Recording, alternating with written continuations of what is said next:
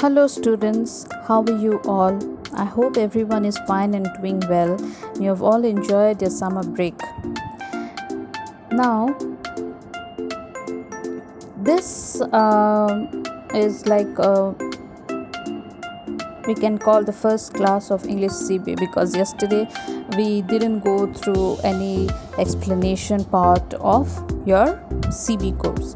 So today we are going to start the third chapter, that is the Aunt and Amabel, and 2 pages we are going to do the reading and explanation part. The first page, page number 23. This story is taken from Edith Nesbit's book, The Magic World. Amabel is a little girl who is visiting her aunt. To make her aunt happy, Amabel plucks flowers from the greenhouse and sticks them into the ground in front of her aunt's window. When her aunt sees this, she is upset and stops talking to Amabel. So, in this extract, Amabel is alone in her aunt's bedroom. She is looking for something to read and finds a magical book. Amabel looked around the room for something to read. There was nothing. Only on the large dressing table was a book covered in red velvet, and on it embroidered in yellow silk were the letters A, B, C. Perhaps it's a picture alphabet, said Amabel. She was too old for the alphabet, but she opened the book. Why, it's only a timetable, she said. She had learned how to use the dictionary, and this looked like the dictionary. She looked up the names of all the places she knew. Bridgeton, where she had once spent a month. Rugby, where her mother was at school and home, which was Amberley. And she saw the times when the trains left for these places and wished she could go by those trains. Then Amabel wanted to look for. So it's an extract from Edith Nesbit's book, The Magic World. Extract means a small part from that book. And here, a girl named Amabel, she went to visit her aunt.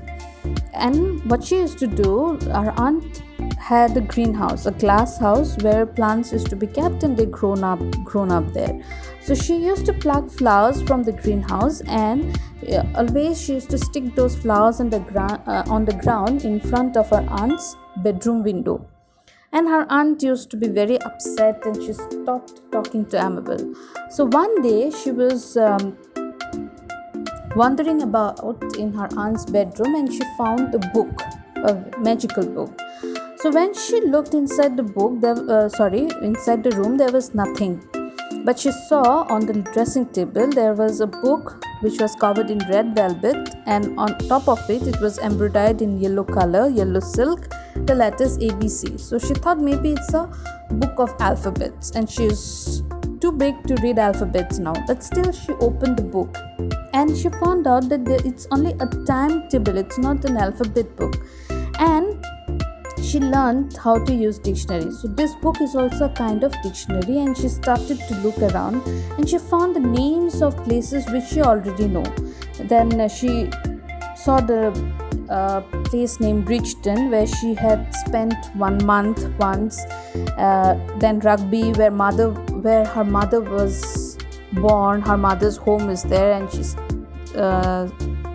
did her schooling there. And then Amberley, which was she saw those times, times also, the trains that left those places at what time, and the days and the dates and the years of all those pass back.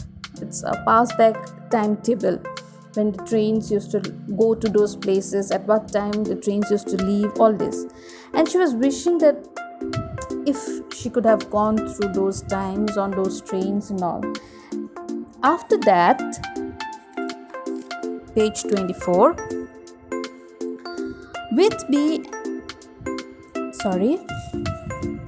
Then Amabel wanted to look for Whitby, and it was then that she saw the extraordinary name, Where You Want to Go To. This was odd, but the name of the station from which the train started was still more extraordinary. It was big wardrobe in spare room. And below this name, Amabel read in small letter, trains leave big wardrobe in spare room all the time. And under that in still smaller letters, you had better go now. Amabel went straight to the big wardrobe and turned its glass handle. It was most amazingly a crystal cave, very oddly shaped like a railway station. It seemed to be highlighted by stars, and over the station clock was a full moon. The clock had no figures, only now in shining letters all round it 12 times. A porter in white satin hurried forward to take Amabel's luggage. Her luggage was the ABC, which she still held in her hand. "Lots of time, miss," he said, grinning in a most friendly way. "I'm glad you're here. You will enjoy yourself. What a nice little girl you are." This was cheering. Amabel smiled. The train was made entirely of crystals too, and the cushions were of white satin.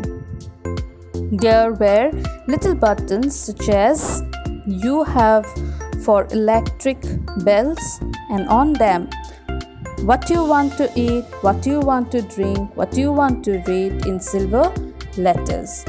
So she was looking for a place with V, and then she suddenly saw an extraordinary, uncommon and unusual name written "Where you want to go." So this was odd for her, because but the name of the station from which the train started was still more extraordinary. The station's name was what? Big Wardrobe in Spare Room. Then below that, she read in small letters that trains leave big wardrobe in spare room in all the time. So that means it leaves all the times. A train always leaves that station. And under that in still smaller letters it was written, "You had better go now." So Amabel went straight to the big wardrobe and turned in its glass handle. So the wardrobe handle was made of glass. She turned it, and amazingly a crystal cave opened up, and there was it was very oddly shaped like a railway station. It seemed to be lighted by stars, and over the station clock was a full moon. It was a full moon. The clock was a full moon, and there was no figures, only written now in there. Then a porter, a person whose job is to carry luggages or other things, came.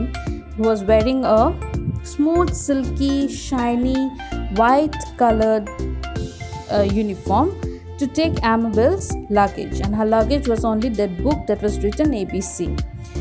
Then he said that, "Miss, there is lots of time," and he was smiling in a friendly way. She also smiled back, and he said that, "You will enjoy yourself, and you're such a little nice girl." She was happy to hear all those things. The train was almost made entirely of crystal, and the cushions were of white satin. There were little buttons such as when we used to have on the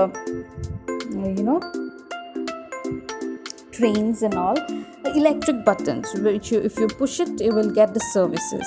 So on those buttons it was written what you want to eat, what you want to drink, what you want to read, and all that were written in silver letters. So this is what we came through the chapter for these 2 pages. Next 2 pages we will do in the next class. I'll stop it here. If you have any doubt, you can clarify it in the evening session. Thank you and have a wonderful day.